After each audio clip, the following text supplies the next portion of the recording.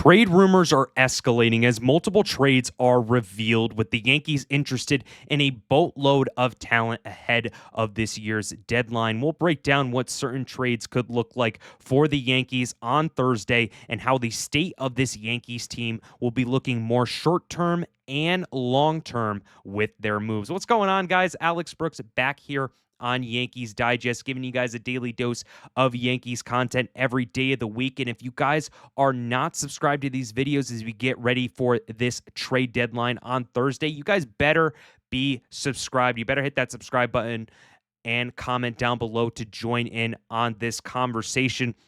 We have the trade deadline on Thursday, and then we are in the second half of this Yankees season as they are trying to get that division away from the Blue Jays. So you better subscribe down below, comment down below to join in on the conversation. But getting right into this video as talking about this trade deadline, the New York Yankees officials have told Jack Curry that efforts to add pitching in the bullpen and rotation have continued as they're putting the priority on pitching. And this is something that is supposed to be not surprising, but it is very refreshing as a Yankee fan knowing that they are going to add pitching in the bullpen and in the starting rotation as they're trying to address these positions of need. And Joel Sherman talked a little bit more on the trade deadline plans for the New York Yankees. He said they'd love to get at least one starter. 2 would be perfect. They'd love to get 2 relievers, 1 lefty, 3 would be perfect. So to add guys in the bullpen, whether it be 2, 3 guys in the bullpen to help rejuvenate this bullpen, as well as 2 starters, I mean, that would be a home run deadline for the New York Yankees. No pun intended there. A home run deadline for this New York Yankees to go into this second half of the 2025 season and give themselves a chance to compete for the division. And I wanted to share with you guys what I believe the New York Yankees are going to do at this deadline and who they can acquire for not only just 2025, but 2026. When we start off with Dylan Cease going to the New York Yankees, and I mentioned this on videos in the past, so you better check out that video after you check out this video regarding Dylan Cease for going to the New York Yankees. I say in this trade, Dylan Cease is going to go to the Bronx, and then the Padres are going to receive first baseman Paul Goldschmidt, Everson Pereira, and Marcus Stroman. And the Yankees will also get the Padres' 9th best prospect, Ryan Bergert. So when we're looking at this right now, we're looking at this trade, you're probably thinking, Paul Goldschmidt? Why are we trading Paul Goldschmidt? Just let me explain. So you look at this logjam at the first baseman spot. We've seen that Ben Rice has tried, catching, but then that costs Austin Wells a spot in the lineup. Now, if you're able to trade away Paul Goldschmidt, who is only on a 1-year deal, he's not looking to be the first baseman long term, you then can slide in Ben Rice at first base to be the everyday first baseman. And then that also allows Cody Bellinger, who is also a first baseman who can play first base as well, to slide in there when Ben Rice either needs a day off. And then that adds another spot in the outfield that you can put in once Aaron Judge comes back. So you can have an Aaron Judge, Trent Grisham, and Jason Dominguez, as well as a Cody Bellinger in your lineup, as well as Giancarlo Stanton. So you're able to add all these guys and kind of let that logjam kind of weed itself out a little bit. So getting rid of Paul Goldschmidt, obviously he's been doing well, but getting rid of him would help that logjam. And then Pereira, and then Marcus Stroman. And the reason why the Yankees are going to get Bergert is because they're eating a lot of the contract of Cease and Marcus Stroman as well. And, looking at Cease's season so far, we've seen that it doesn't look very promising. 3-10 with a 4.79 ERA, but he does have that ace pedigree with 153 strikeouts. He is a rental, but the Yankees would take on most of that contract for Matt Blake to help develop him into a ace type of player to be behind Max Fried and Carlos Rodon. And just a little bit more on what Dylan Cease has been doing this season. He's been very unlucky.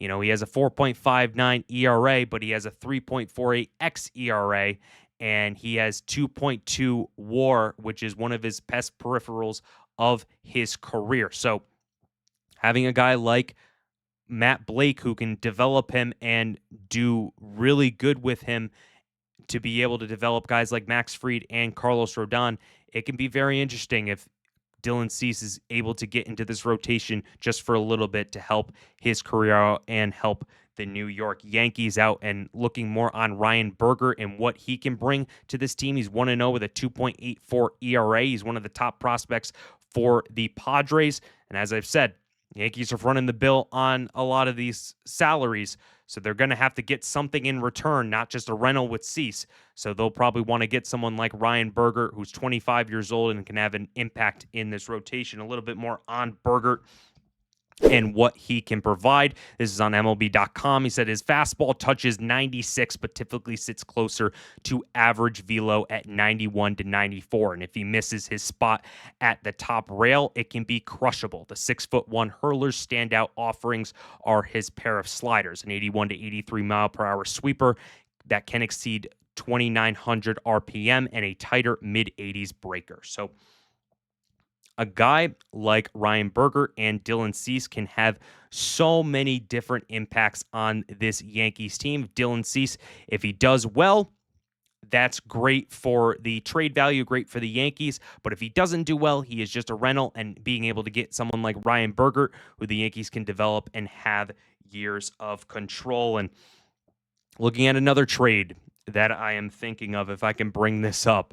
The Yankees are reportedly speed dialing the Twins. We're looking at Joe Ryan, Willie Castro, Harrison Bader, and they're basically their whole bullpen. So if the Yankees don't want to go the rental side, they can go with someone with a little bit more years of control and more experience. And the guy is Joe Ryan. The Yankees in this trade will receive Joe Ryan, who has control until 2028, as well as Willie Castro.